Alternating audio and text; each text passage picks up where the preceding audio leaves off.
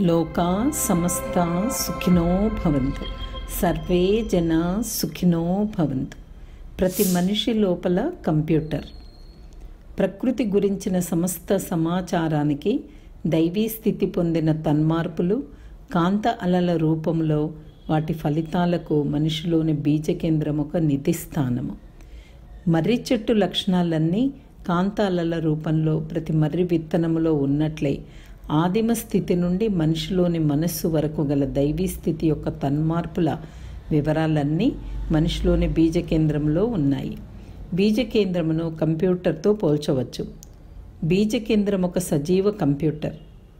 ప్రకృతి విషయాలన్నింటినీ ప్రతిబింబించే దర్పణంలా ఇది పనిచేస్తుంది. ఇంత గొప్ప బీజ కేంద్రాన్ని కలిగి ఉన్న మానవుడు దాని నిజమైన విలువను తెలుసుకోవడానికి ప్రయత్నించాలి. బీజకేంద్రపు పవిత్రతను కలుషితం చేసే ఆలోచనలు, మాటలు మరియు పనుల నుండి నియంత్రించుకోవడం అతని విద్యుక్త ధర్మము. తత్వజ్ఞాని వేదాద్రి మహర్షి.